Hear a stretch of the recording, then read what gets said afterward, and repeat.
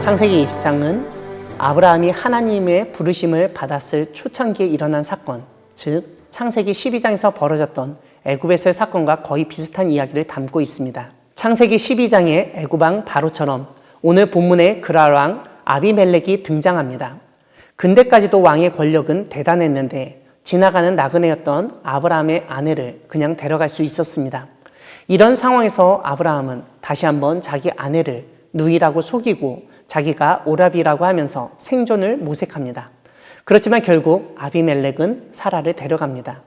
3절을 보면 그렇게 사라를 데려간 그 밤에 하나님이 그랄 왕 아비멜렉에게 꿈에 나타나십니다. 하나님은 꿈속에서 아비멜렉에게 내가 데려간 이 여인 때문에 너가 죽을 것이라고 말씀하십니다. 그 여인은 남편이 있는 유부녀라는 사실을 알리십니다. 아비멜렉은 깜짝 놀라 자신을 변호합니다. 그 여인을 아직 가까이 하지 않았다는 것입니다. 즉 욕보이지 않았다는 사실을 알립니다. 무엇보다 우리가 주목해야 할 말씀이 있는데 4절 뒤를 보시면 주께서는 의로운 백성도 멸하시나이까 라고 되어 있습니다. 이것은 자신은 잘못한 일도 없고 죽을 죄를 짓지 않았다는 주장입니다.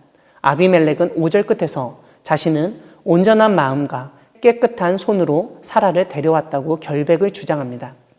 이러한 아비멜렉의 변호를 들으신 후 하나님은 아비멜렉에게 나타나신 이유를 설명하십니다. 다름 아니라 범죄하지 않도록 하기 위함이었다는 것입니다. 이런 점에서 하나님이 나타나신다는 것은 그 사람을 보호하고 돕고자 하는 의미가 있으며 결국 하나님의 은혜라는 점을 깨닫게 됩니다.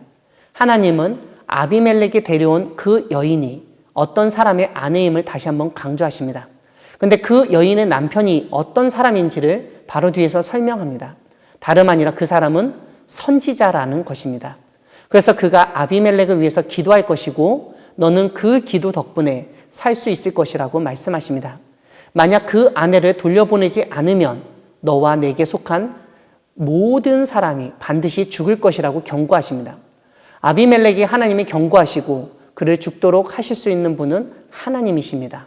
그런데 갑자기 하나님은 아브라함을 선지자로 소개하시면서 그가 기도하면 네가 살 것이라고 말씀하십니다.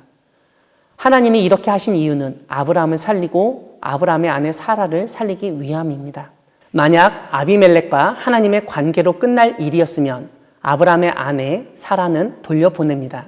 하지만 왕을 능멸한 죄, 속인 죄로 아브라함은 죽여야 합니다. 하나님은 그런 일이 벌어지지 않도록 갑자기 아브라함을 선지자로 소개하면서 그가 기도해야 한다는 점, 그래서 아비멜렉이 살 수 있다고 말씀하신 것입니다. 사실 오늘 본문에서 하나님은 아비멜렉도 살리시고 사라도 살리시고 아브라함도 살리시기 위해서 직접 그 일에 개입하신 것을 볼 수 있습니다. 이러한 하나님이 오늘도 우리를 살리기 위해서 일하고 계신 것을 믿으시기 바랍니다. 아비멜렉은 하나님의 말씀을 듣고 아침에 일찍이 일어나 자신에게 일어난 일을 알립니다. 아브라함을 불러서 자초지종을 묻고 따지며 아브라함 때문에 자신과 나라가 큰 죄에 빠질 뻔하였다고 꾸짖습니다. 그러면서 아비멜렉은 무슨 의도로 이런 일을 하였냐고 질문합니다. 이런 아비멜렉의 질문에 아브라함은 이곳에서는 하나님을 두려워함이 없으니 내 아내로 말미암아 사람들이 나를 죽일까 생각하였다고 대답합니다. 아브라함은 그랄 땅에서는 사람들이 하나님을 두려워하지 않는다고 판단했습니다. 하지만 우리가 아비멜렉이나 8절에 아비멜렉의 종들을 보면 오히려 그들은 하나님을 두려워하고 있습니다. 이런 점에서 아브라함이 그곳 사람들에 대해서 잘못 판단하였다는 것을 알 수 있습니다. 이러한 잘못된 판단은 아브라함으로 하여금 약 24년 전 12장에서 보였던 애굽에서의 실수를 반복하도록 하였습니다. 사랑하는 광야교회 성도 여러분, 하나님은 아브라함과 사라의 반복된 실수에도 불구하고 여전히 아브라함과 사라를 지키시고 돌보고 계십니다. 우리 역시 아브라함과 같은 인간입니다. 우리도 이전에 하나님을 단순히 믿을 때 우리가 사용했던 방법을 우리의 믿음이 조금 더 성장했음에도 불구하고 지금도 동일하게 사용하고 그런 잘못을 반복할 수 있습니다. 그런데 하나님은 그럼에도 불구하고 우리를 여전히 동일하게 보호하시고 지켜주십니다. 이게 하나님의 놀라운 사랑이고 은혜입니다.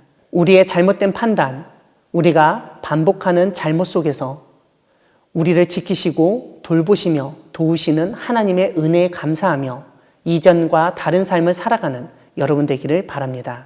아멘.